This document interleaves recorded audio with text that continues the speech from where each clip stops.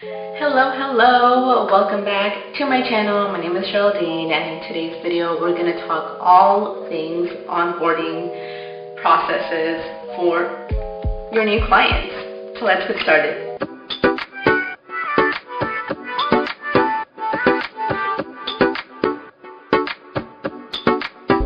Now, no matter what service or industry you are in, having an onboarding process tells a lot to your new clients by the way you greet them, right? To your new service, to your new offer, and it makes a huge impression on you and your business. Now, an onboarding process is more than just having a contract and invoice completed and then getting started on the deliverable. It's you being grateful and thankful for your new client and letting them know, hey, this is what it's going to look like the next couple of weeks while we work together. I'm going to give you 4 steps, 4 things that I believe you should include during your onboarding process whenever you have a new client. Again, doesn't matter the industry or the service. I believe that every business should have a type of onboarding process. So what's a client onboarding? The onboarding process is when you bring a new client into your business and you're moving them through the different stages. You're gathering information that you need from them, you are giving them information, setting expectations, boundaries, and all of that. So again, the overall goal is for them to fully understand how it's going to be or what it's like working with you and what to expect. So the first critical step is the welcoming them to working with you and sending them a welcome email. Now, this might look a little bit different for everyone, but I think it's so important. You can put a special touch to it.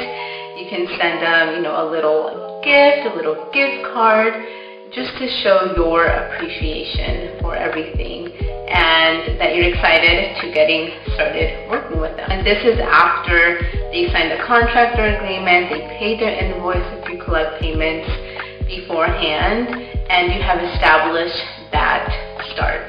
Now, in your welcome email, I would highly recommend you having a welcome packet. And in this welcome packet, it can have everything that includes, your contact information, how to contact you, the best way to contact you, if you have a specific tool that you use to contact or have communications with them, like Boxer, Slack, email, phone, text, whatever it is, that you have that in the welcome packet. Also, what the next couple of weeks are going to look like.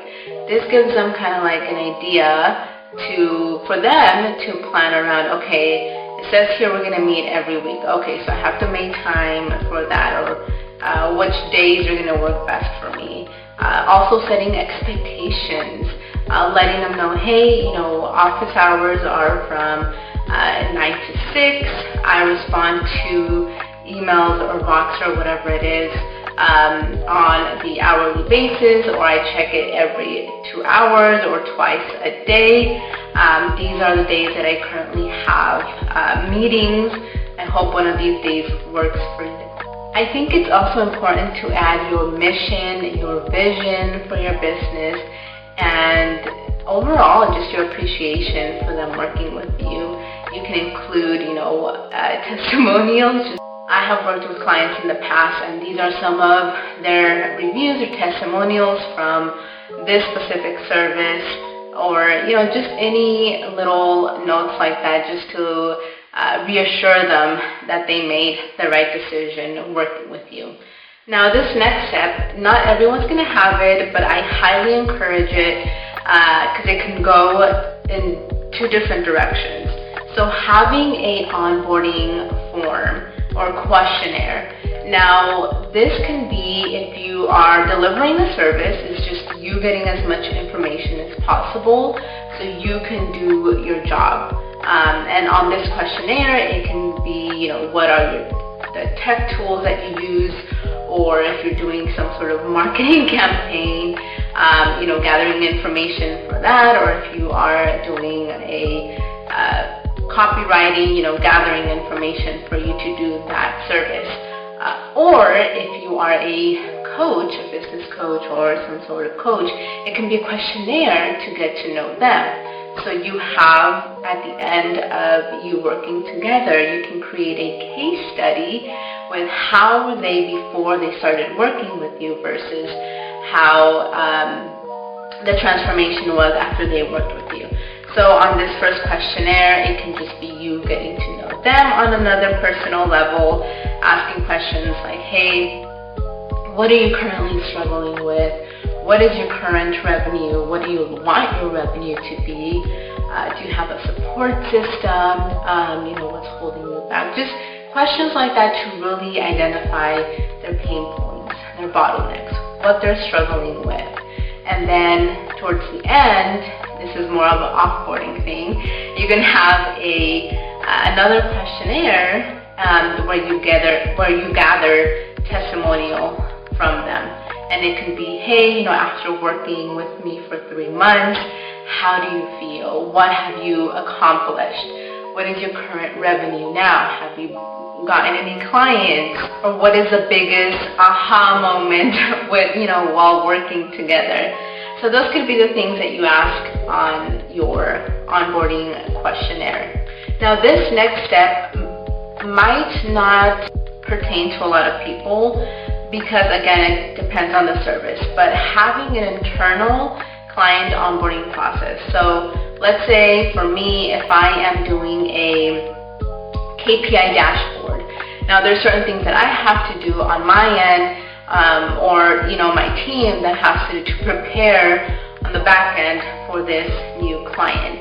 And after we gathered all of their information from the questionnaire, we have to start creating accounts or gathering past, KPI metrics, data, all that information, and then setting up their dashboard. So a lot of internal tasks that have to be done on the back end. Now for a coaching program, it can be getting assigned a client success manager or creating some sort of plan for them while you work together with this person.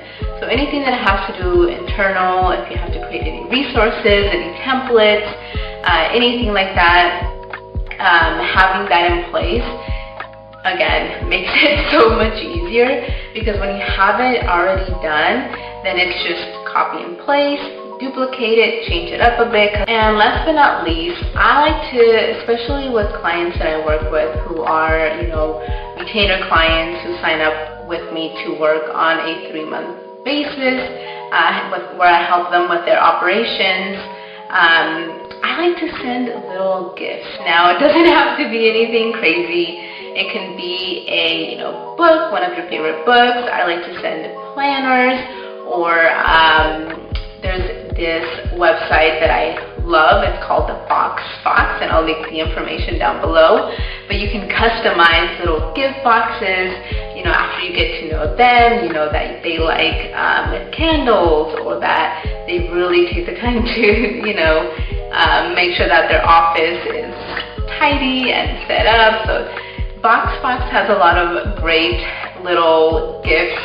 You can customize the box, send it over to your client when you are done working with them. Again, it doesn't have to be a gift box.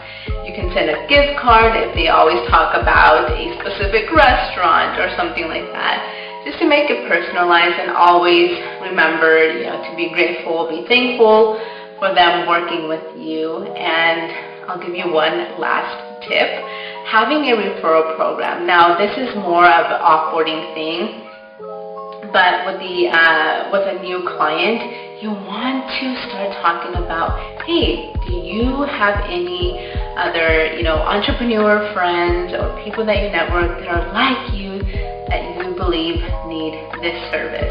And And you can mention it in the beginning, let's say after 1 week after you start working with them, and it's just letting them know, hey, I'm always looking for business, and I appreciate any business that you send over to me.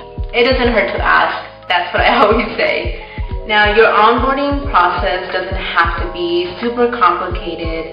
It can be something as simple, especially if you're starting off and you have, a one-time service that you deliver. You always want to over-deliver, go above and beyond to make your clients happy and being grateful that they chose you to work with. Now, let me know in the comments below if you have an onboarding process, or if after watching this video you're going to create one, or if you have any other questions about creating your onboarding process. And that is all I have for you today. So I will see you on the next one, and thanks again so much for hanging out with me. And don't forget to like and subscribe to my channel. I really, really appreciate it. It lets me know that you guys watch it and to continue making videos. So thanks, and we'll see you on the next one. Bye.